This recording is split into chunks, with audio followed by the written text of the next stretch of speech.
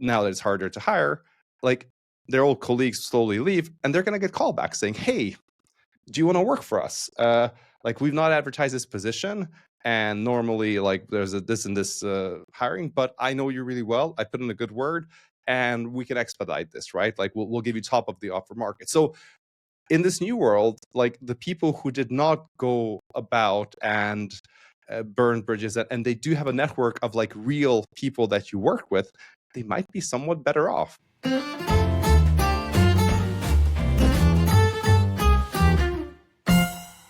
Hey there, welcome to Book Overflows, the podcast for software engineers by software engineers, where every week we read one of the best technical books in the world in an effort to improve our craft.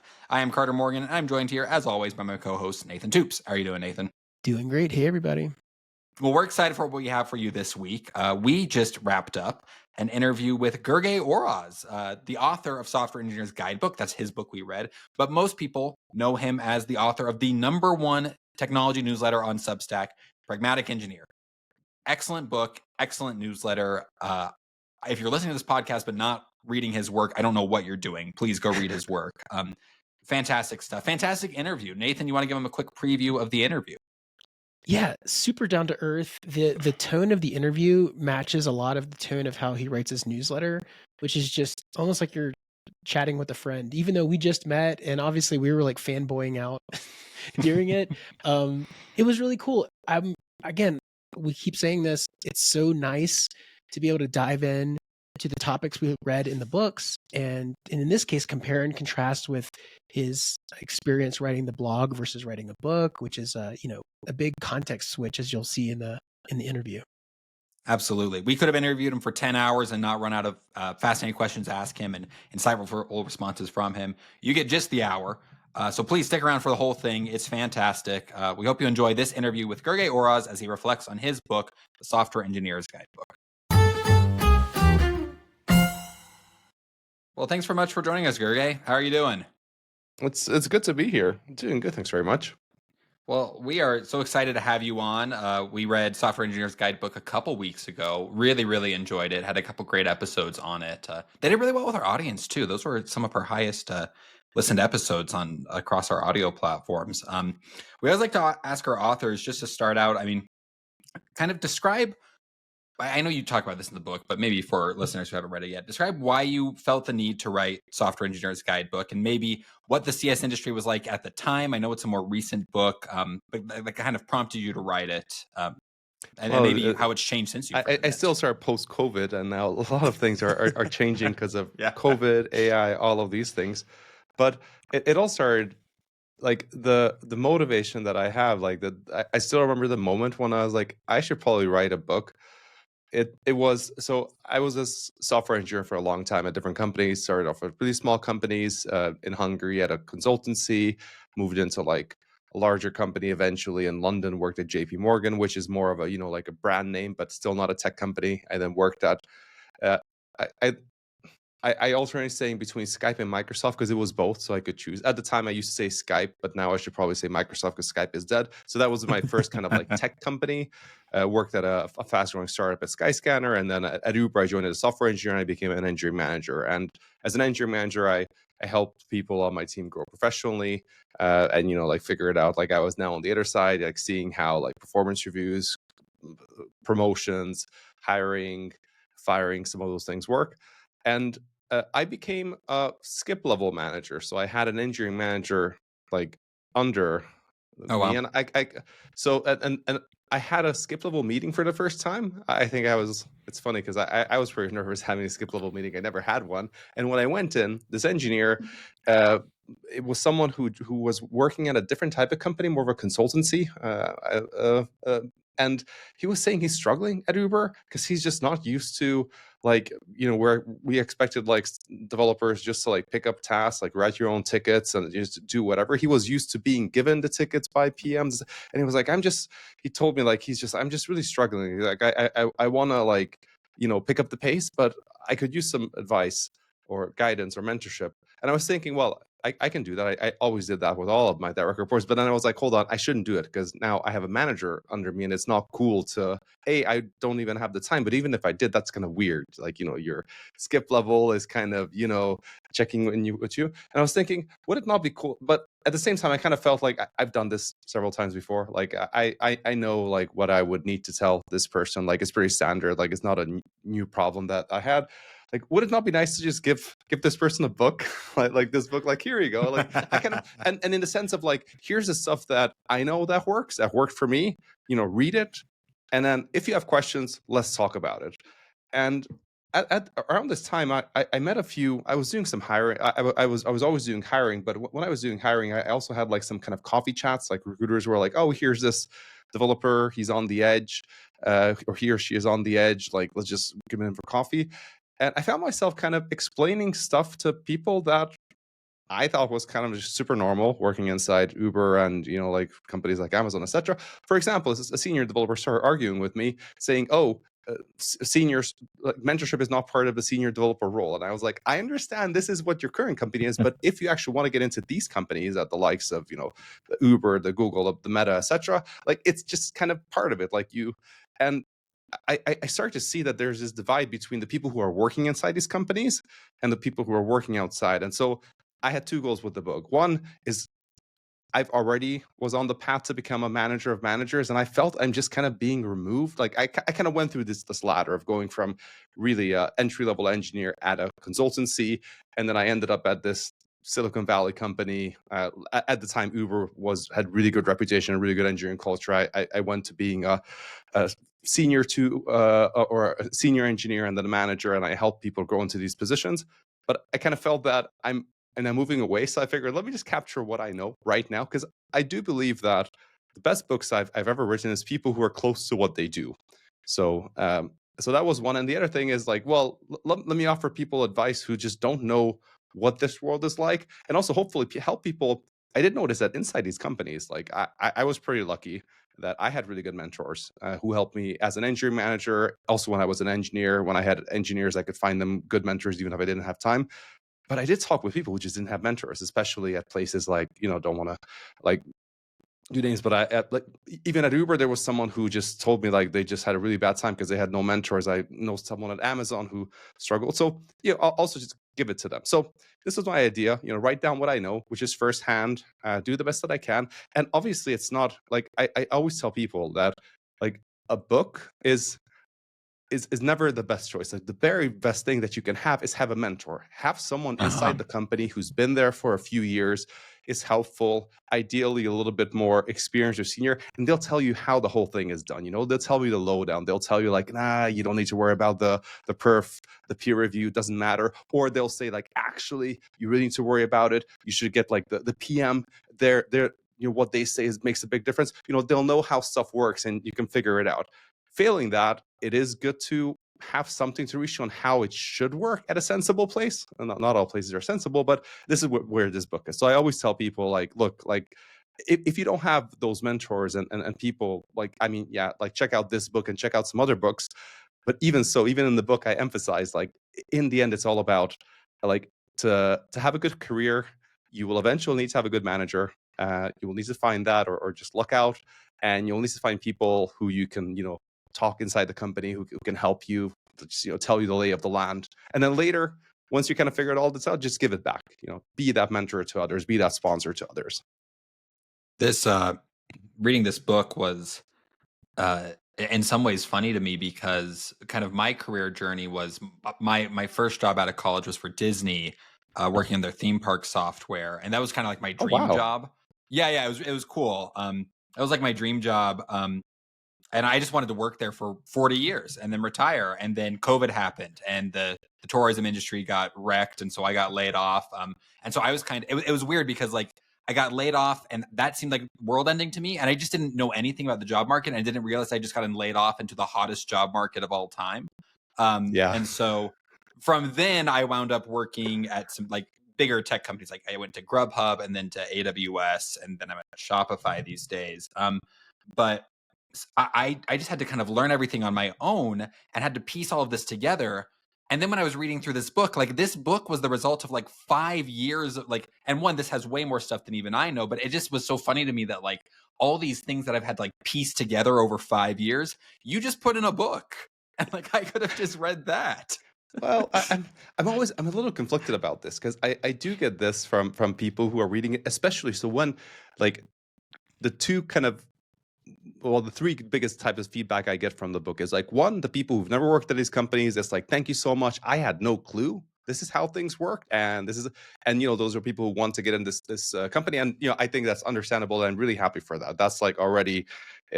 This is the second feedback is like people who have worked at these companies saying, "Oh, I wish I would have known." Like, yeah, I kind of learned this on my own as well. And there's a few parts, just like you said.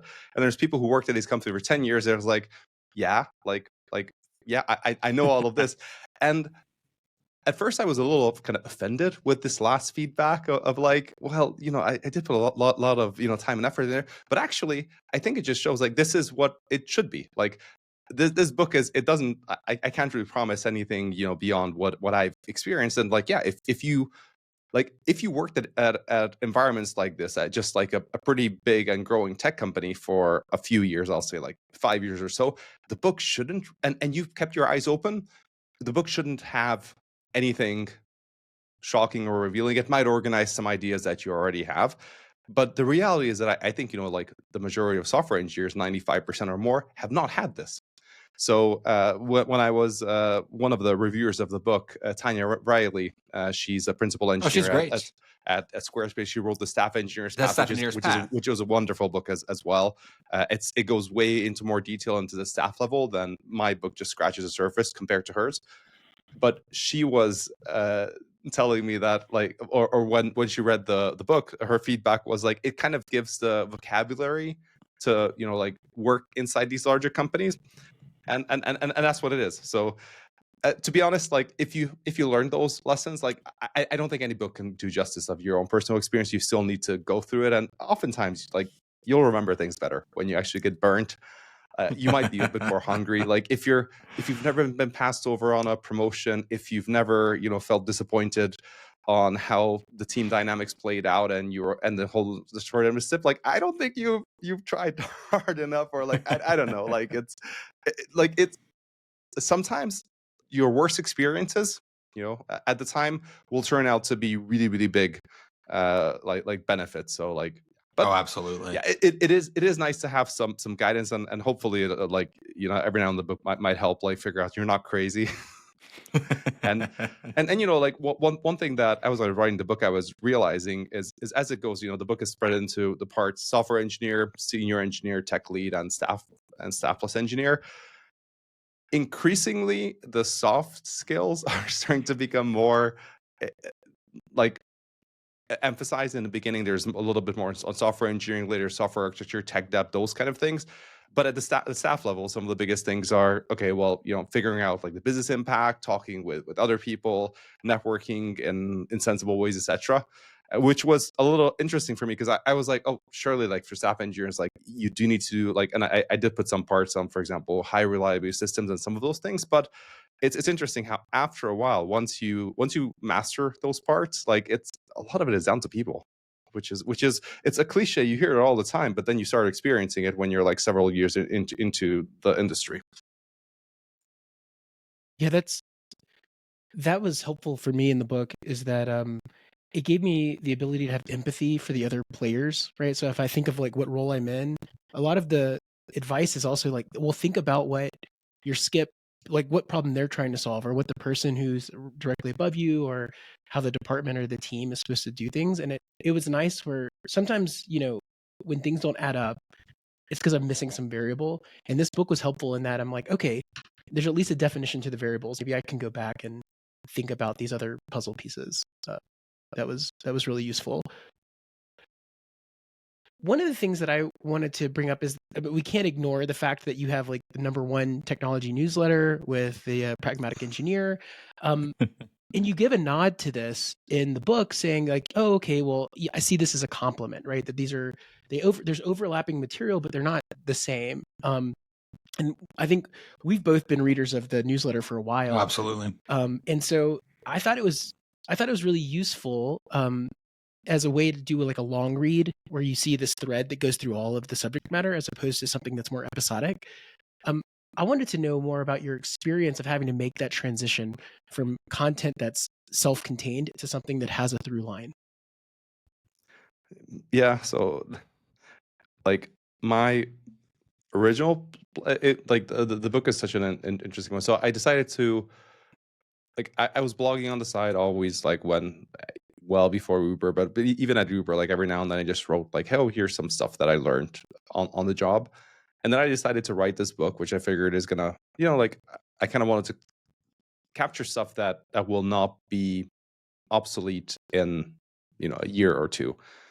And I started writing the book. So I quit Uber. We had layoffs. It was like not a great time to be there. I also felt that I kind of like I had this like really kind of upward trajectory, put together a really good team. I really liked that team.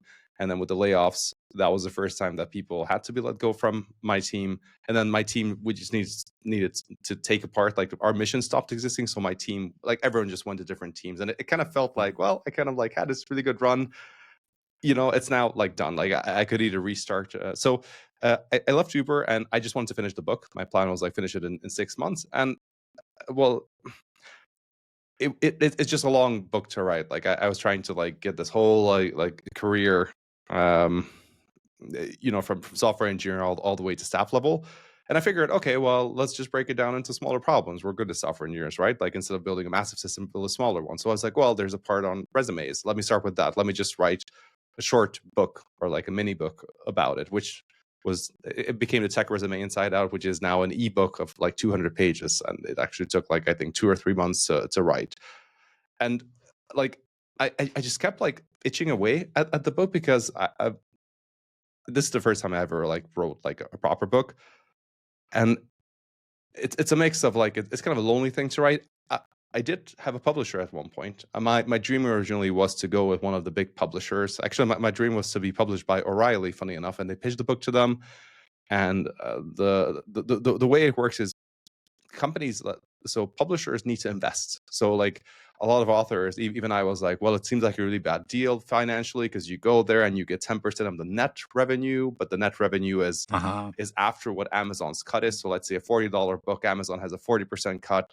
That's $24, and then you get like $2 per book, something like that. But on the other hand, I'm now very empathetic to what publishers do. They get all these pitches and they have editors, they have large teams. They actually help authors a lot, and they need to invest in projects. And so I went there, I pitched them, I told them this, this is going to be the best book ever.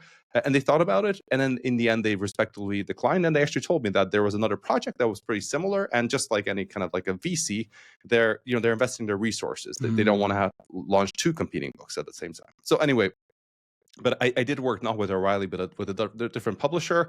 And the nice thing with the publishers, they kind of push you and set deadlines.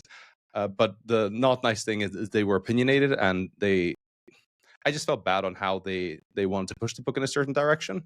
So I ended up not working with them to have what I do. But I now have it's a little bit like having your own side project. Like it's like this spaghetti that or this bubble gum that keeps stretching out. So part of a reason I actually launched a newsletter is I just got a little frustrated after like writing this for like several months, 7 or 8 months after leaving Uber, and it was always like 6 months out. Like I kept making progress. I felt there was more to write, and I got to this point where like, well, I've still not finished my book. I was planning on starting a startup at some point, but I just wanted to finish the book as well. I'm like, do I finish the book or do I do a startup? Because if I do a startup, I should just stop the book. Like it's not fair if I raise money and actually like I need to go all in. And then I saw this third thing, which was in the back of my mind about newsletters. Paid newsletters were taking off. And I was always thinking of maybe starting a newsletter, but I was always worried about tying myself into writing something every single week. And then the kind of idea that I had is there's this book that I read when I was in high school, The Three Musketeers from what's the author's name? I forget. Alexander Dumas. So the Three Musketeers, and it was a really gripping. It was a really exciting book. Like I remember, I had a super long book, but I had a hard time putting it down because at the end of every chapter, it was just very exciting, and it kind of stopped, and then next chapter goes to a different thread because there's like these, so like 2 or 3 threads are going, and it was a really good read. And I read later that the way this book was written was not for a book, it was for a magazine. The author, Alexander Dumas, was short on money, and this magazine gave him a deal saying he's going to get a cut of the net new like copies sent. And maybe this is an urban legend, but this is how I remembered it. So I might get it wrong, but this is where I got the inspiration from. Is they told him like, however many more copies we sell, the next time you'll get a cut from it, because we'll know that people are buying it partially because they want to keep reading your story. And you need to write a story where people want to buy the next magazine. And so he just kept writing episodes after episode just to make it exciting. And in the end, it turned out into this book. So my thinking was like, okay, well, let me launch this like weekly newsletter. I'll do my best to like write something like cool every week. But my backup plan was like, what if I don't tell people that I'm going to write chapters of the book inside of it? And I don't need to tell anyone this. And then when it comes together, I'll put it in the book. Then this was the plan. And so I launched a newsletter, but now I'm back to your question of like writing a newsletter versus writing a book. But I kind of realized that it's just different. Like for a newsletter, it needs to be really fresh and like what's happening right now and what's interesting. So I actually did not manage to have, I think I had like 1 or 2 articles that I kind of like rewrote and it's now in the book, but it just didn't feel right for me. So in the end, the book is a lot more kind of long-term ish. And the biggest change that I did, so the book, I started to write it in 2019. It was finally published in 2023, but it was kind of mostly finished by 2022, by the end of 2022. And then ChatGPT launched. And at the beginning, I was wrapping up the book in the beginning of 2023 to get it ready for going to printing and all that. And I saw people starting to use AI tools at a lot of places. And I kind of made the snap decision. Like I talked with a lot of devs and everyone was using it already. And I figured, this might be here to stay. So in the book, I went back and I added parts in, and I saw what people were using it for. They were using it for, refactoring, for learning, for picking up stuff. So I added some parts saying, well, you can use AI tools for this. And when the book came out in 2023, I got some criticism from devs saying, oh, why are you putting AI into this? Like it's not even a thing. And I was thinking, I think it's going to be a thing. In fact, in the first version, I even had, I mentioned like ChatGPT and Google Bart, because Gemini was still called Bart. And I had to go back and rename it because Google couldn't decide on naming. So I had that part. And actually, I'm pretty happy I did. Like, I still stand by that. Like, it's because it turns out it was here to stay, but I didn't know it at the time. I just figured it's probably not going to go away. So there's a little bit of interesting part in writing a book. I felt a lot more pressure writing the book and finalizing the chapters than writing a newsletter. Because in a newsletter, it goes out, and if there's a mistake, no big deal. I'll just fix it. I'll put a note saying this has been fixed. In the next one, I might actually, if it's a big deal, I'll put a saying, oh, in the previous newsletter, this went out mistakenly. And it's ironic because more people read the newsletter than they do the book. But I still feel way more pressure for whatever's in the book because there's this like physical format. It's some mind. It plays with my mind, honestly. Wow. I tell my kids about that sometimes, just in video games. My oldest is 7, and he's always interested in video games, and we talk about the idea of like patches. And I mentioned like when I was a kid, like that wasn't a thing. Like they put the game on the cartridge and then shipped it out, and if it was broken, like it was just broken. So there's a little bit of similarities with the book. You mentioned with this book, you kind of say, well, if you've been around the block a couple of times, if you've been paying attention, you should know all this stuff. But one thing I've always admired about you from reading The Pragmatic Engineer, and also you can really tell from reading this book, is you are exceedingly curious, and not just in strictly technical domains, but in the kind of the people domains around technology. You're famous for the trimodal distribution of software engineering salaries, right? Yeah. I know I read, and it was really helpful for me. You did a whole article breaking down how Shopify had divided their leveling. So they had individual contributor tracks and management tracks. This is not something that interests a lot of engineers naturally. I think a lot of engineers are just kind of like, I just want to, be in the nitty gritty of tech. What is it about your personality that, one, kind of helps you be so curious, and two, motivates you to kind of examine the larger industry trends as opposed to, the low-level technical details? I mean, it's hard to put a finger on, but I've always noticed that I was, maybe I stood out in some ways. Sometimes in a good way, sometimes in not necessarily a good way. But I'll give you an example. So the when I graduated from university, I actually started a blog, which is not the Pragmatic Engineer. It was an older blog, and it was a mix of like just kind of personal anecdote stories, like here's what I've learned. But when I graduated from university, we had to do a diploma. Like you had to like do some research task, and I chose to focus on a topic that was hot in the industry at the time. Well, industry being where we work at, but in academia they just call the everyday world industry. So ORMs, object relational mappers, which is these. They're totally not popular anymore, but back then in like 2008, 2009, you could just write program code a bit like functional syntax, and you didn't, and they translated into SQL code, but you were just working with objects and you were saying .save, which kind of executed a SQL challenge. And this was super popular at the time. Microsoft had a big framework called Entity Framework, and there was a Java framework called nhibernate. And I just did a measurement of both in my dissertation, and I just published it online. And like I got like the creator of nhibernate, like who was a big deal in open source, come in because I brought out Entity Framework as winning, and they told me I did it wrong and all that, and it like my very small blog just blew up with like people coming in and like very emotional. And well, I was just a little surprised at this whole thing, but it wasn't common. Like none of my other friends ever put anything online that they did. It was, this dissertation was, you just kind of showed it to your professor. Everyone, honestly, at that time at my university, you just got like an A or, the best grade. And in Hungary, this was a 5, 1 to 5, 5 being the best. And you left it at that. But I didn't feel like, I just wanted to do something that's a bit more practical. And then when I got hired for my second job, the first one in the UK, it was a financial consultancy. And I remember that at the final interview, like they asked me about my side projects, because I had side projects and I put them on my blog, and I was blogging, I was doing all these things. I thought it's just like normal, or I don't know.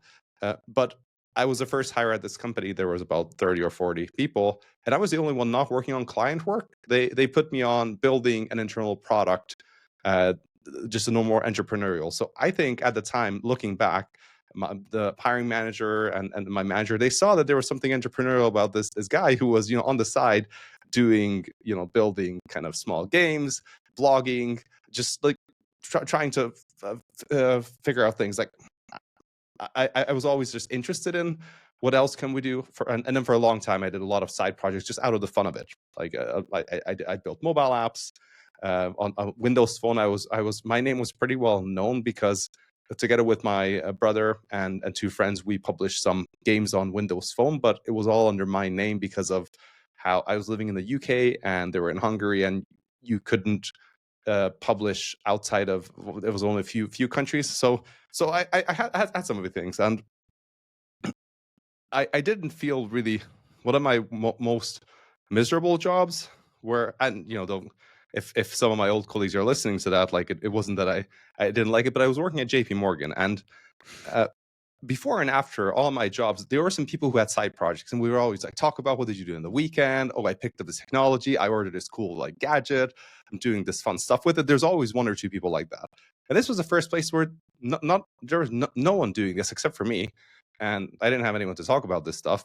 And then even more, like people were like telling me like, oh, we're going to the Python training. I'm like, oh, okay, I guess, sure. And it was like, oh, but I was like, someone was like, oh, last year was good as well. I was like, wait, why are you going the second time to Python training? I was like, oh, it's just a way to get away from the office. We sit there for 4 hours and we can go to the pub after. And I was thinking like, hey, like, why would you go to training to learn a language? Like I knew Python well enough.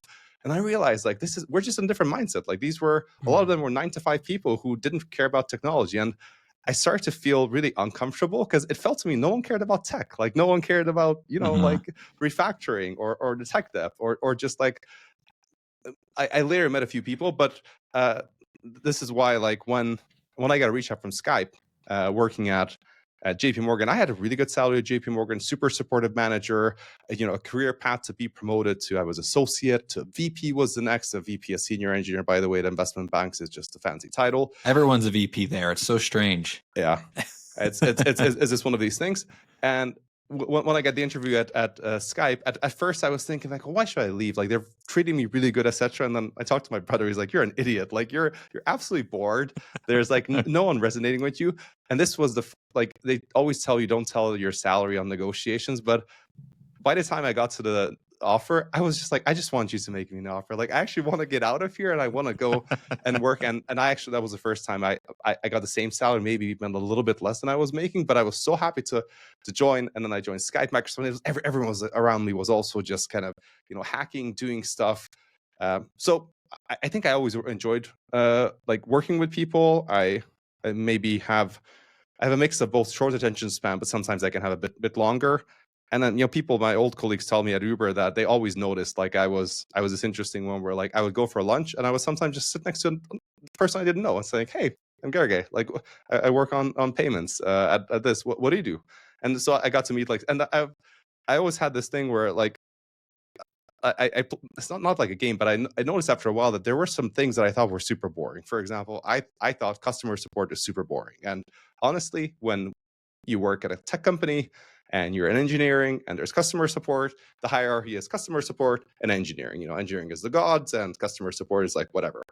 But when I started to talk to people in customer support, like what they're doing, I just asked them like, hey, like what does your day look like? What is something interesting? Like, they told me some really, really interesting stuff. And like, I came to realize after a few of these that like every single kind of job and position and inside a tech company, it's really interesting. They have their own challenges, and sometimes it's actually just really darn difficult. Like customer support, they had to, they actually worked around a lot of the system limitations.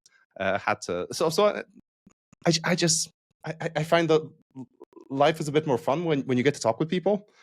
So, which is interesting because I'm now mostly working from like I do talk a lot of people online, but not as much in person. I'm talking with you over the phone, so that's one of the things where I guess it both ways. But I'm not sure you can like replicate this. But I will say this: I think if you work in tech, if anyone and all of the listeners will be working in technology, it's one of the best places where you can talk with so many people. Like in any company, and if you're in the engineering or IT or whatever else it's called, hopefully it's not called IT because that's a cost center oftentimes, but when you're there, people love to talk to you because they never get any time from you. So like at Uber, like people were like so excited to tell me everything, and because they were like, oh, finally someone from tech is talking to me. And of course later they came with requests, and sometimes we did, sometimes I actually did it, which was really fun as well. So yeah. That's great. I think it's you mentioned like, yeah, you can just talk with people. We found that in the podcast, like so many people, authors we've interviewed and just said, we love the book. Would you mind coming and coming on the podcast? And we have been just shocked at how many people have come on. And yeah, like I think you're right, especially in this industry in tech, it's so much more open than you'd realize. A lot of people are just happy to share what they know. So one thing I did when I was in London, and I actually wrote about that at the time, but I later stopped doing it, is I was working as a mobile engineer at the time, and then native mobile was big. Like this was right now, native mobile is not as big, but it was like it was a bit like what AI is now. Maybe not as hot, but like it was one of the best places to work. It was super hard to hire good native engineers, etc. So I started to work as an iOS engineer at Skyscanner, and I didn't do iOS before. They hired me, but I did Windows Phone, and I learned it all. I learned iOS on the job. It was like it's awesome that they took that like leap of faith. But when I got in there, I realized like I don't know too much about iOS, but I'm in London where there's so many great developers. So I actually started to message on LinkedIn some people who were either senior iOS developers or staff iOS developers, just to say like, hey, I'm working at Skyscanner. I started to do iOS. Would you be up to can I buy you coffee or lunch and just like meet up to talk about like what you're doing? And I met a couple of like tech leads like this. And I was also becoming a tech lead, by the way. So, so I actually had a person under me, or not officially, but kind of. So it was my first time being a tech lead. So I actually looked for tech leads, and I just asked them like, oh, how are you doing it? Like, what does your team look like? Like, oh, performance review is coming up. Like, it's weird because I'm not their manager, but they're asking me for my feedback. And so I just met a few people like this, and it was like, in my case, it didn't lead to like lasting relationships, but hey, everyone said yes. And I realized, like, as a developer, if you think about your LinkedIn, it's either recruiter messages, or recruiter messages, or maybe, you know, like maybe someone's trying to sell you. If you're like a manager type, the recruiter messages turn into like, oh, do you want to hire us as an agency? It's really funny, by the way, that thing. But it's just mostly people wanting to hire, and there's very rarely do you get someone who is in a similar position, similar location, saying, hey, can I ask for your advice? And can I buy you coffee? And like, I think 90% of people will say yes, because it's genuine. Like this was not me gaming anything. I really just wanted to get their advice, understand what they're doing. And I think it was just fun for both of us. Like they probably got like, you know, not many reach outs like that, because these were not like famous people. They were just like everyday tech leads, if you will. So that's something I would definitely recommend. Like if you want to grow professionally in your local area, in whatever you do, aim for like someone a little bit more experienced. And it can lead to actually longer term relationships as well. In my case, again, it didn't lead, but it actually helped me, and it actually helped boost my confidence that you can actually do this. You know, what you're doing with the podcast as well. You can actually ask people if it's relevant. It happens, right? Often. I love that. I work remotely, and so that personal connections actually, it was difficult, especially coming out of COVID. I started a meetup because there's nobody, all the meetups were dead. And so I started a meetup called the Technology Social Club. And we literally just meet up for happy hour once a month. And we've done it continuously. And it's been so much more than I thought it would be. Like it's completely informal. We don't have sponsors. We don't have an agenda. It's literally just grab a beer or kombucha or whatever and just chat. And that connection has gone so far. And most of them are sort of ephemeral. People maybe are job seeking or, you know, kind of curious. And there's like a group of us that are like there every month. And it's been really cool because it's in the different parts of career path, and we can talk about stuff, or maybe somebody's struggling with something and just kind of comes up. And I didn't realize, I just wanted to have a conversation with somebody. I didn't realize how fulfilling it actually ended up being.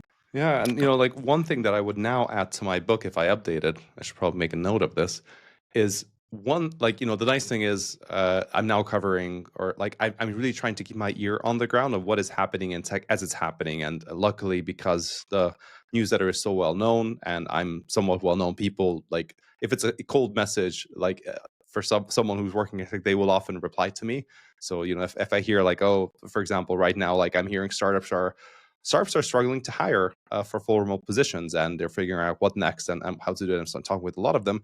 But one thing I'm thinking is going to happen in the industry looking for the next 5 years is personal connections will become more important, like personal network, in the sense of hiring will become more difficult. And the easiest way to hire will be to ask like, hey, do you know someone good? And I think a lot more companies are going to do, until now, what we did, you know, like at Uber, or when the job market was good, is like I would post as a manager a job, and I would tell my team like, hey, we're posting a job for a backend engineer, a mobile engineer.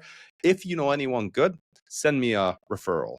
And in fact, sometimes we would actually run referral like jams where we'd like have everyone sit down for 30 minutes, and we'd have like pizza or something, and like on your LinkedIn just send messages to people you might know or you think is there. It's like, hey, we're hiring. And actually that was really good. But I think what's going to happen in more and more companies is people will literally be like, tell me the people you work with and you liked, and you know, like the managers will literally message them saying, hey, you know, Jane or Joe worked with you, and I know you've got a job right now, but we're doing this stuff, etc. This is how much we pay. So, because it's going to be so hard to hire. And what I mean by this is the fact that you've met people will be a huge differentiator. So I would advise, like, try to get out, go to meetups, go to conferences, and when you go, talk to people.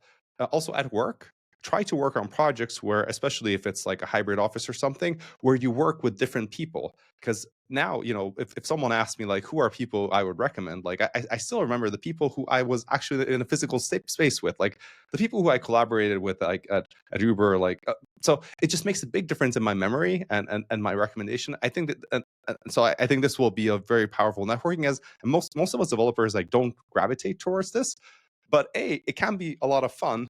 And I think we'll see dividends pay in the next few years. The people who are, you know, just like not being super antisocial and like, you know, do get out or do say like, okay, I'll work on this cross-platform project. Like, okay, okay, I'll get on the plane and I'll go to HQ and I'll spend the week there and I'll just meet a few people.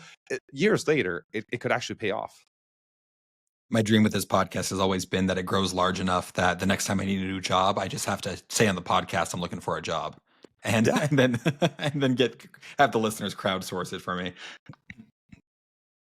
That would be cool, and it could happen with startups probably. with Yeah, big exactly. with big companies have this thing. I never understood why, when it comes to hiring, why there's always a strict process. For example, you have someone who's a huge open source contributor. There's a story about the creator of Homebrew. Homebrew, yeah. How Google rejected him because what happens is you get into the interview process if you have a referral, but then you have to go through the same process. And large companies, they actually do this for a good reason. They just don't want to play favorites, and they can afford to do it. And I was even in a situation as a hiring manager where I once made an exception for someone who actually had an open source project, and we skipped the coding round. And then we were a little bit unsure on the hiring because we never had someone like this. Oh, yeah, how did they do compared to others? Like, we're not really sure. And it became this really awkward situation where I kind of wished we would have done it. And the person was like, if you're doing it, I'm not going to apply. And then we're like, well, like, to be fair, hiring is both two-way street, and like no company wants to hire a prima donna. So Yeah. it was this really awkward thing where like I can see why large companies do it. I also understand why people are like not happy about this, but I think this goes back to like, look, if you want a friendly place and a place where you can talk with, the person in charge, go to startup. Like a large company, for better or worse, will be a little bit more faceless. And some of the book is about this as well. Like it's not as faceless, but you'll have your own organization. You need to figure out how things work, etc., etc. And don't take things as personally, honestly. One of the topics I liked in the book a lot was the focus on lifelong learning. It reminds me of Mihai Csikszentmihalyi talks about autotelic pursuits, or this intrinsic motivation, and sort of getting energy from the deep curiosity. I think this kind of came up earlier with like side projects and the curiosity that you bring up. You mentioned balancing at work, stretching, executing, and coasting periods. And I was curious, do you have any additional advice on sort of how to recognize when you should shift between those? So this is an interesting topic and it's a little bit controversial, but when I think back to some of the best times where I grew the most professionally, we kind of came a lot, like we gelled with people and actually have those longer lasting connections where like I still message people every now and then. It was because of a really stressful project. And so it's not that I would recommend doing stressful projects, but like at work every now and then, like there will be stressful projects, and you'll probably have the option of like, do I just double down and say like, screw it? Okay, let me put aside some of the, like the other stuff. Like, for example, I was telling my wife, I need to work late now. I can't do like some of these events and I told her it'll be a few weeks. And in my case, it was for a few weeks. Like it was not all the time. And you probably kind of opt out of it, by the way, or at most places. But sometimes it does make sense to push yourself. And obviously this can be for personal reasons and, personal projects, especially. That's kind of a no-brainer, right? You're doing it for yourself. But even at work, like if you're playing it super safe and always, like keeping that fine distance, people are not really going to trust you. They'll know that you're not going all in. And again, I'm just careful that I'm not advocating for like going all out all the time, because obviously you're going to burn out. But there's this point where it is worth at times to like go in for a few weeks or for this project to get it done. Also to test yourself, to show your team that you're there and you can do it. But and when you do this, like it's kind of accepted. No one's gonna tell you this, but it's kind of accepted that you kind of like chill after a while for a few weeks, or a few days, without telling anyone. This is where, especially with like if it's a larger company, no one's gonna tell you. But sometimes they might tell you, but usually they won't. And if you do this balance, like if you take someone who's kind of like consistent all the time, like same output, no, like good output. But there's this person who, when it's important for the team, they go on, they get it done, and then they do a little bit less, and then they can come back when they want to. I think the second person might grow faster professionally and will probably have a better career advancement, especially because there's a bias at every every place where it's now starting to become a organization, there's teams, there's politics, they always reward people who are, seen as pushing or putting out fires or showing up or doing that. So I'm saying I think it's good for you to see if you can push yourself, assuming you have those circumstances every now and then, and and having these things where like, okay, for 1 or 2 weeks it will be stressful, but then make sure that afterwards you do give yourself that recovery, like official or unofficial. And then and I'm also just someone who gets like bored, honestly. Like I couldn't do the same thing all the time. Right. Another thing at a large company, by the way, is and this is what a lot of people don't see, and I don't really touch on the book, but every time I talk with someone who's worked at a company for 10 years, 20 years, they haven't worked at the same team for 10 years. Like every 2 or 3 years, they change a team. And there's this thing, whenever you change a team or you change a company, you will like have like 6 months of pretty intense, like getting onboarded, proving yourself. I mean, you should really, because people make like, this is another thing. People decide on you. They make an impression in the first like 3 to 6 months, and it stays with you for like years. So like when I joined Uber, like I had the benefit of this. I joined this project which was struggling. They made me a lead of the project. We turned the project around with the help of obviously everyone else. But for some reason, it stuck with my reputation in my circle that, oh, I'm a go-getter. When I came in, I kind of turned this project around. And then for a few years, that was radiating. And I don't think it really told the whole story. I think it was over glorifying some of it, but it just stuck. And this is the thing with every single new joiner. I remember their first like few months, and afterwards it's like, whatever, they just did whatever they did initially. So there's that part as well. So I would push myself when I join a new team, when I change things, and every now and then you can give yourself a challenge. But again, I think the key thing is try different things, see what works, see what doesn't. Even to this day, like I don't really have figured out what exactly works for me. And what I notice is sometimes I figure out things that work in how I do. Right now I'm doing like writing, researching, sometimes building projects on the side. And at some point they stop working.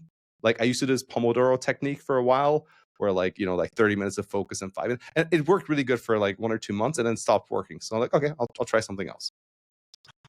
You had mentioned, and I felt this in my career, sometimes when you're on those really difficult projects, that's when you bond with your coworkers the most. I had that experience. It wasn't a project, but I was one of the crop of engineers at AWS that was hired during the pandemic, and they said like, "Oh, we love remote work, and we're going to stay remote forever." And then, and then about a year in, they said, "By the way, move to Seattle or lose your job." And the other engineers I'd been hired remote with, we actually grew really close during that time. Cause like, this is a bunch of bull crap, isn't it? And we're still close after that. That sounds that was a really stressful situation. I also talked with it was just unfair for the people. But I mean, this is in the end, like I think this is where it is corporate. It's not in my book, but when it becomes corporate, sometimes it's I always think about, for a long time I always thought about companies like people, that a company does something like that's an asshole move, it must be an asshole company or asshole person. But actually, it might actually be a super reasonable company, and everyone is doing the most reasonable thing. And in fact, if you were like in that position, you might actually do the same thing. But yeah, it's not one of the best things that helped me. That is it's a book that it helped me understand this most. It's called Systems Thinking. There's this book about system thinking where when something doesn't make sense, or it just, there's probably a system behind the things, and this is true for a lot of like tech companies and organizations. And it helps because eventually, if you're in tech, hopefully, like either you're a small startup and it becomes big and it becomes a more complex thing, or you just work at a large company, and at some point you need to understand how things work. And by the way, this is like one of the reasons I love talking with people. And when I was at Uber as a manager, it was a little bit easier. I just got to like go and talk to like how does recruiting work, how do we headcount, how does firing work, what are performance calibrations. People told me, and I kind of put it together piece by piece and I actually realized how things that didn't make too much sense kind of did. Like I was really pissed at my manager back at Skype, where I got my performance review and it was like average, but the person next to me, we were doing the same work, got promoted, so he also got a better performance review. And I was like, oh, that's just unfair. But it's not that I ever like voiced this or anything, but I just felt internally unfair. And that when I became a manager, I realized like, well, you're given a budget and you need to Like, like most people will get the average, and then you have a small budget for people to promote or put. And as a manager, you need to decide. And back then, like my coworker was all about being one to be promoted, that he wants to do this. If he doesn't get promoted, like he might change teams, etc. And I never, as a manager, like, oh, I can now emphasize with this because now there's this person who's pushing and really loud and wants it, and then there's the others who are just doing good work and they're quiet and they're seemingly content. Yeah, like it's kind of the rational decision to do. And what I should have done at the time, which I didn't know, is I should have at least talked to my manager saying, hey, I would actually like to have what does it take for me to have a good performance review? I'm working really hard for this. Like, can we talk about promotion? I never did. So, you don't ask, you don't get. And this is just one of the many things where you kind of learn. And it wasn't the end of the world. At the time, I thought it was, by the way. But looking back, it wasn't. The Washington Post has a great podcast. I must have wrapped up almost 8 years ago at this point, called Presidential, where every week they did one episode on a U.S. president, and a recurring theme throughout the podcast was that their greatest strengths were also their greatest weaknesses. And you feel that at companies sometimes, like Amazon is very much like the great, because of its size, one, they can pay you a good amount, which is always nice. And two, you get to work on software that, like, conceivably the blast radius is like 1 billion people. Oh, but yeah. then, like, you as an engineer are like essentially a number on a spreadsheet at the end of the day, right? Yeah. You gotta pick your poison. We try really hard on this podcast to not ask about the latest Twitter controversies, but I do know you're on Twitter a lot and you quote tweeted me. And so I do have to ask you about this one in particular, which is there was a student who got to, he's created some, have you seen this, the software for cheating on leak code interviews? Yeah. And you've mentioned, I've been following you about how, with AI deep fakes, I mean, that we might be entering an era with the end of the remote interview. I was just wondering if you wanted to elaborate more on that. And in particular, I think sometimes some people in our field, I would hope no one listening to this podcast, but sometimes there's a very like a, I got mine, so screw you attitude. And I'm just going to do whatever it takes for me to get ahead, not realizing that they might be poisoning the well for the rest of the rest of the people in our field. I don't know. What are your thoughts on all of this, on the future of interviewing, and also, I guess the morality of some of these tools? Well, I think it's kind of natural to expect that everyone will look out for their own interest. Companies will look out for their own interest. A software developer, and what is their own interest? Like a new grad software developer wants to get a job. Ideally, they want to get the best job. They want to work at Facebook, Meta, Stripe. Okay, the job market's crappy. They just want to get any job, and then they're not getting any job. They just really want to get a job. So, from their perspective, like as the when it's a good time, when they can actually just get an internship at Google, Stripe, as a smart person, they're happy, right? Or, well, they probably won't be entirely happy because it's human, but they will be mostly content when they can get like some job. I mean, it's not the best, but when they struggle to get any job, some of them will give up and some of them will become creative. And this is true, this is for new grad, this is true for an experienced engineer who's working at a job right now. They want to get a better job. And we also had this like 10 really good years. I wrote about the zero interest rate. It's not in the book, but it's in my it's in my newsletter. It's a long that. Looking back, we had some things really going for the tech industry. One was just low interest rates, which sounds like kind of silly to even mention because it's finance. But it turns out that low interest rates help a lot of VC funding come into startups. And the low interest rates just miraculously, seriously, there's no connection. It happened when the iPhone was introduced. iPhone and Android took off, which was a new mobile revolution. Startups like Uber, Snap, etc. got born out of that. Oh, and then cloud computing also just launched at the same time. So it was now cheaper for these companies to do so. Even more venture capital went into the system. So more startups, more of everything, just more jobs, more opportunities. Really good compensation and like crazy stuff that I saw at Uber, where we just like got headcount and like we didn't have to justify how we hire. We just hired. It was wild times. So there was this time, and I think what worked at that time is now not working because the job market is more tight. People are getting creative. There's now AI tools that you can use to cheat and get ahead, and they will use it. Like, and I wouldn't really blame people for this, honestly, because I think it's just like it's in their interest. So people are going to do it. Not everyone does it, obviously, but more and more people do it. And the logical conclusion is, or where it's trending is, we're probably going to go back to a little bit to the past, which is I still remember what my interviews looked like, and before COVID, is you had a phone call, which was literally on the phone, rarely on the video, but sometimes there, and then you showed up at the office to have a first screening interview when I interviewed at Facebook, and then you came back and had a second one. And then we stopped doing this because it was more comfortable to, well, A, because of COVID, B, because we realized, oh, doing remote is easier for everyone, right? You now no longer have to book a meeting room, etc. But I think a lot of companies will go back to in-person interviews, especially that they're partially on site.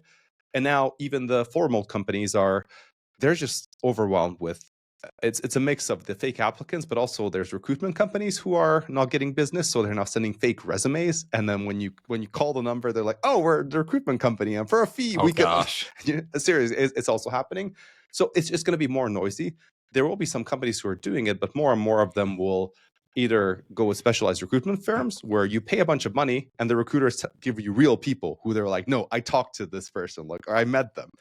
So this is what I mean. I think in person is going to go back, and it will just mean it's going to be like a little bit more harder to get or just more work to get a job. But actually, once this change happens, it's going to be a bit more fair, because now you're applying in the void. You're not hearing back, even though you're a solid engineer. What's going to happen, fast forward, is when mostly in-person interviews will come in, for even for a screening you might have to go, or for the final interview you will definitely need to go on site, is if you live where you live will be more important. If you live in San Francisco, you're going to get way more interviews. If you're based in a remote city in Europe or Asia or somewhere, yeah, you'll either have to make this decision of like, do I move or do I not? But like, I just have this view that in tech we're so privileged and we don't notice. Because tell me another industry, like just maybe outside of engineering, where you can have the opportunity to work in a different country. They will either relocate you or you can work remotely. And if I think of things like, and highly paid, so like ones where you do have the potential to make up to 200K or even more in annual salary. And, the ones that are there, a lawyer. Oh, well, I have lawyer friends. If you want to work in a different country, you have to go to the next country, get a certification, 2-3 years, 4 or 5 years of your life invested into being certified in the legal system of that thing. And there's some shortcuts if you're in the, like Commonwealth, it might be easier and some of those things. But, and then you need to learn the language as well if you're like going to like Europe. Medical professionals or doctors, same thing. There are some you definitely need to learn language. It's really, really difficult, and it was always difficult to move countries, to work at different locations, to sort visas. And tech had it really, really good in so many ways. And I don't think we really we just took it for granted. And I think we're going back to how it used to be a little bit, in the sense of your education matters, your references matter. References used to really matter when I earlier, and then they stopped mattering because the job market was so hot. But there are companies that have never stopped checking references. Databricks is one of them. In Amsterdam, I know a few people. Actually, I got called for a reference. They do like 7 or 8 really in-depth reference checks. They will, oh wow, someone goes to interview and they will do 7 or 8 calls, 30 minutes each, sometimes longer, and go really deep. Like I had a reference call, and it was someone who I knew and I would recommend, and it was like, no, let's skip the BS. All right, let's talk about like, what did this person do in this? And it wasn't like that. They just really wanted to know if this person is going to work and come and work for them for years. What is this person really like? What are their strengths? What are their weaknesses? Which team might it work out? Maybe this is not the right call. And this is how hiring should be. Hiring should be hard. It should be hard to be hired at a great company. It should be hard to hire at a great company. And we just kind of forgot about this. So, social media tends to amplify simple opinions, but I think that's where that's one of these hard truths that we just need to relearn. No, I think I think you're right. And I think we like you said, we forget how privileged we are. And I hadn't quite put together. Everyone talks about the zero interest rate, the zero interest rate phenomenon, But I hadn't put together that those 3 booms all happen at the same time: cloud computing, mobile computing, and zero interest rate. I was thinking, just looking ahead, like, yes, the market will change and it will be harder. But there will be a change that might not be as bad. Think about it. There's these two people in the last like several years when job market was good. There's two people, like both of them are pretty good engineers. One of them is just someone who like sticks in one place, kind of loyal, if you will. Doesn't he hears the job market is good, but he kind of likes the team. He's got an important project, or he or she, and like they work on this project. They finish it first, even before considering anything else. And when they do, it's got an internal transfer. And this person keeps hearing that if you change jobs, that you're going to get a lot more money, you're leaving money at the table. But they're like, I like my team. I feel I'm being recognized here. The company counts on me. The other person, just a good engineer, they hear this, like, okay, they go interview, they get a job, they just leave the project. Oh, they do basic handover.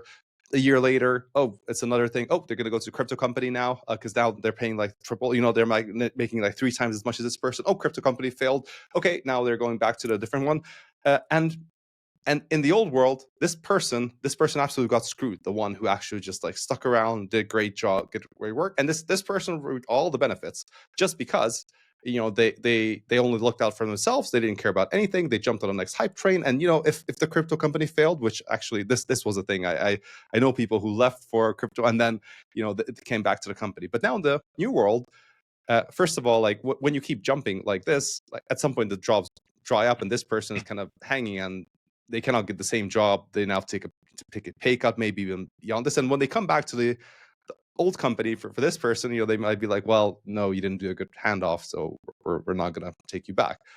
Whereas this person, who's just has a reputation of being a really good engineer, now that it's harder to hire, like their old colleagues slowly leave, and they're going to get callbacks saying, hey, do you want to work for us? Like, we've not advertised this position, and normally like there's this and this hiring, but I know you really well. I put in a good word, and we can expedite this, right? Like we'll give you top of the offer market. So in this new world, like the people who did not go about and burn bridges, and they do have a network of like real people that you work with, they might be somewhat better off. It's just just one of the things where I think it's not as black and white. Obviously, the worst for this market, by the way, is the new grads, because someone who's in industry, like, okay, you made decisions, you build your network. Unfortunately, it does feel that it might be harder to get into the industry, and I hope this will not be the case. And I really hope more companies will invest in internships, for example, to open up, because that's like I think all of us when we got started was so hard for me, and I think for everyone, like the story is hard. So I hope we can somehow figure that part out, because that is the biggest thing that I don't see an answer for. Because I'm not really feeling too sorry for like a senior developer who like, oh, now needs to change. Like, do I take a cut in salary or go to a company I don't work? Like, look, that's kind of good problems to have. But for new grads who really like are enthusiastic about the industry and have done a bunch of work and they really want to get their foot in the door, I'd love to see more opportunities. And like if there's hiring managers listening, like I think it's a great investment to open up. And I think people are going to be a lot more appreciative, and there might be a little bit more sense of loyalty, because sometimes people don't want to hire, like, oh, they'll leave in 1 or 2 years. I think it's not going to be as glim. The pendulum swing is interesting in what you optimize for. I've definitely, especially during the COVID stuff, been guilty of doing a bit of the job hopping, and I'm nervous about that part where I'm like, I need to just chill for a while, work on these deep problems, really dive into this stuff, because I definitely would go. I could get so I'd be like, this team wasn't what I thought I signed up for. I don't really want to be here. And this recruiter's like talking to me. I'll go talk to them. And I'm much more like apprehensive to any of that. Now I'm just like, you know what? I need to weather the storm. This is like a career development maturity piece that I just need to push through. And then we'll see the later generation, which I'm sure some people are listening who are like in their early 20s or even younger. But it's interesting with their research on like what like Gen Z. It's hard to put people in a box, but there are differences every 10 years or so.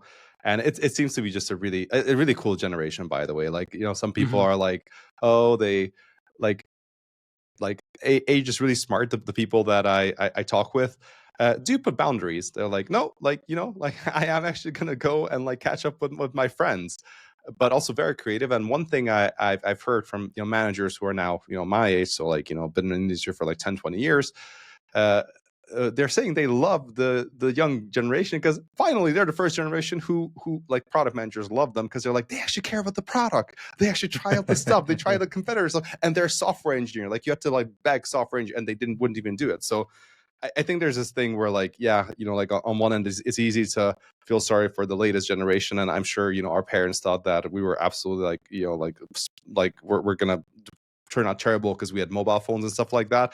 But I think people are all right, and there's always like greatness looks a bit differently as time changes, and I think there's always this the older people are as devs, the more they're like, oh, my way is the good way. If you're using AI, are you a real developer?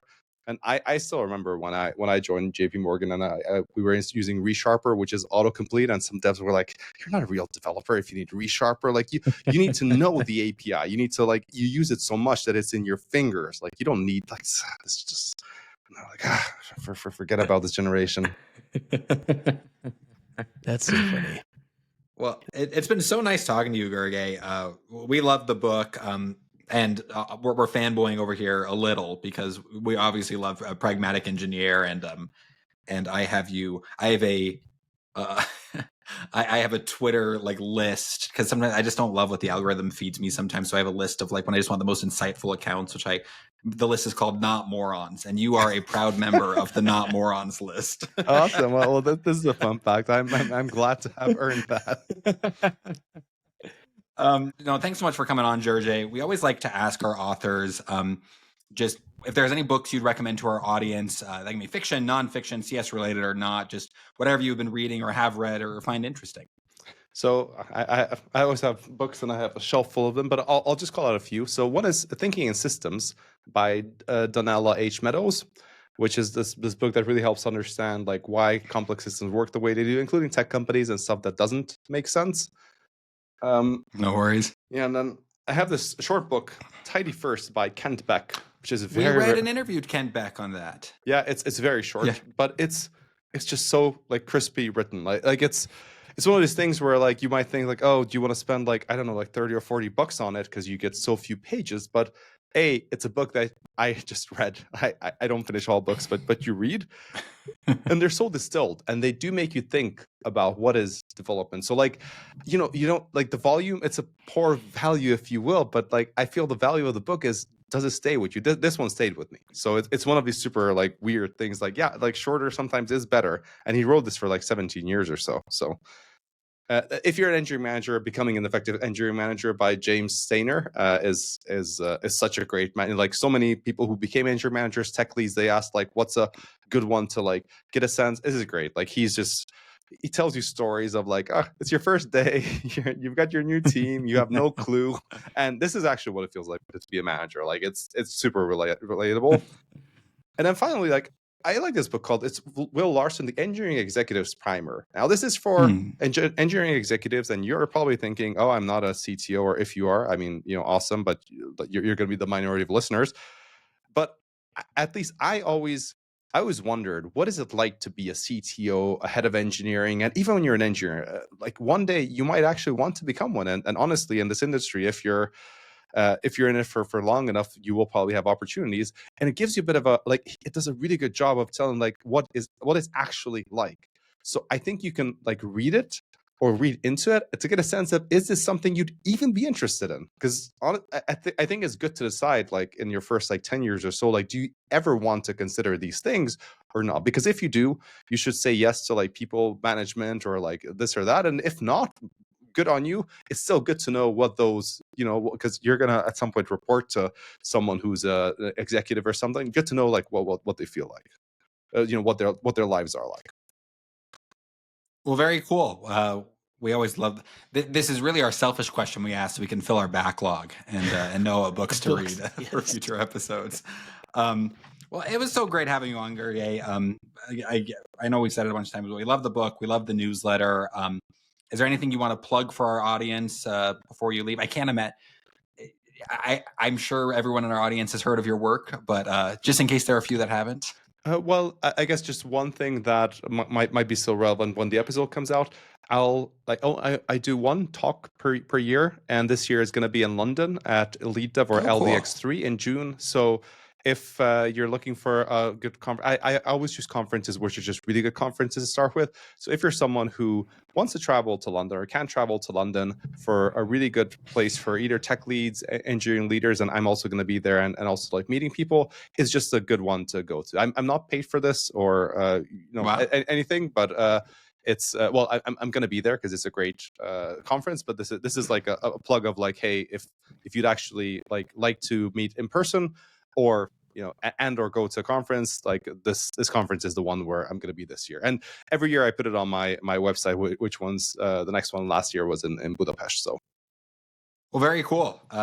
That's exciting. And that was in London. What was the date for that again? It's the middle of June. So middle of June. It's, LDX I think it's 15th, 16th of June. Okay, great. Well, thanks so much for coming on, Gergely. And thank you so much, listeners, for tuning in. You can always find us on Twitter at Book Overflow Pod. I'm on Twitter at Carter Morgan. Nathan does his work with his newsletter, Functionally Imperative, at functionallyimperative.com. And you always contact us at contact@bookoverflow.io. And if you go to the website, bookoverflow.io, you can see our reading schedule if you want to stay up to date with the podcast. And again, Gergely, thank you so much for coming on. And thanks so much, for listeners, for tuning in. And we'll see you next time. It was really good. Keep up the good work. It's such a fun podcast and a good way to get plugged into interesting books, because I still think books go way more deeper than newsletters. This is someone who's writing a newsletter. We were surprised when we looked at the podcasting market, because you have your podcast, but your podcast is somewhat new, right? Yeah. The Pragmatic Engineer podcast. That has really filled a gap, because we felt like there was a gap in kind of substantive engineering discussion. There's a lot of podcasts that are kind of like the latest news of the week or whatever. And so we were happy. The books give us a lot of structure and also let us interview really fascinating people. And so, it's just been so much fun. And, here we are chatting with the author of the #1 newsletter or technology newsletter on Substack. So it's worked out well for us, and we hope it's working out well for the listeners. Totally. All right. We'll see you around, folks. Okay.